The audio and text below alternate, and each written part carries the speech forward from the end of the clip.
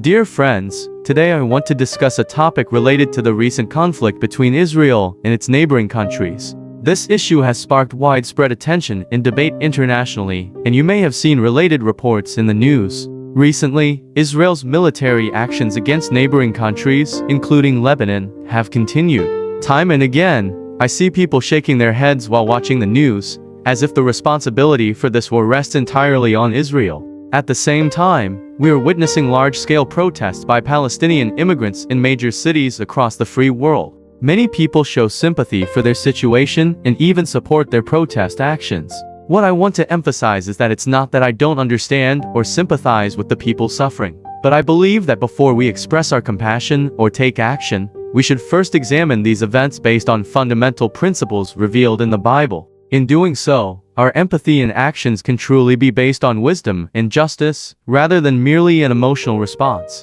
Next, I'd like to delve into two important biblical teachings that can help us better understand the essence of this conflict. One is 40 years in the wilderness, and the other is loving your neighbor as yourself. 1. The lesson of 40 years in the wilderness: self-growth and responsibility. Let's first talk about 40 years in the wilderness. After God led the Israelites out of Egypt, He made them wander in the wilderness for 40 years. This period was not a meaningless punishment, but a process for the Israelites to learn to rely on God, establish order, and develop a sense of social responsibility. Through this long and challenging journey, they learned to take responsibility, ultimately becoming a nation capable of self-reliance. So, what does this wilderness history teach us? It tells us that before any nation or people can mature and become self-reliant, they need to go through a process of self-refinement. This process may be difficult, but it is precisely through such trials that a people learn how to build their society and take responsibility for their own country and people.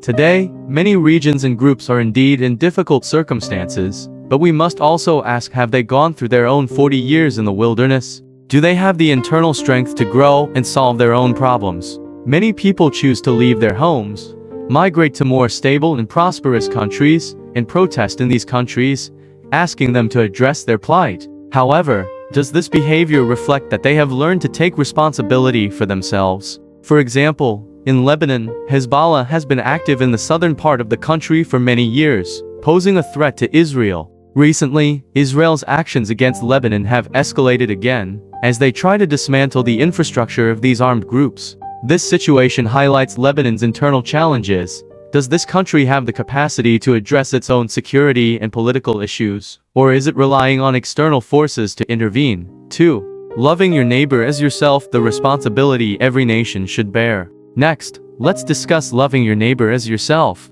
This teaching comes from Matthew 22:39, where Jesus tells us to love our neighbors as ourselves. This principle is simple yet profound. In daily life, we know we must love those around us just as we love ourselves. However, when we apply this principle to the level of nations, the challenges it presents become more complex. I believe the core of loving your neighbor as yourself is responsibility. Every nation has the responsibility to first take care of its own people, to love and support its citizens. For example, the Palestinian government has the responsibility to provide security and development opportunities for its people, just as the US government is responsible for its citizens.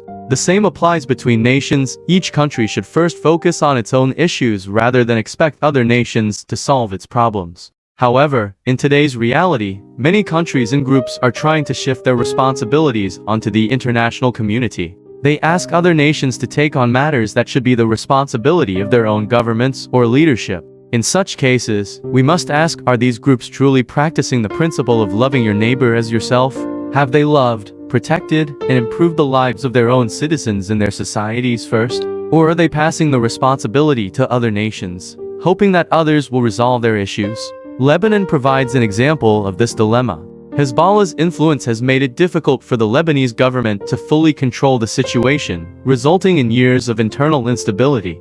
In this context, has the Lebanese government practiced the principle of loving your neighbor as yourself by protecting its citizens from the ravages of conflict, or have these responsibilities been shifted to international intervention and neighboring military actions? I am not saying that we should ignore international injustice or lack empathy for those in hardship. However, our compassion must be built on a foundation of responsibility. We need to encourage each nation to first learn how to solve its internal problems rather than relying on external interference or assistance. 3. Conclusion: drawing wisdom from biblical principles to understand modern conflicts. Today, we have explored two important biblical principles: 40 years in the wilderness and loving your neighbor as yourself.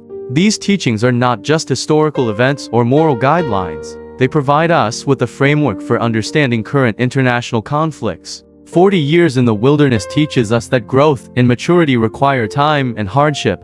Any nation or people must go through this process before they can truly become self-reliant and take responsibility.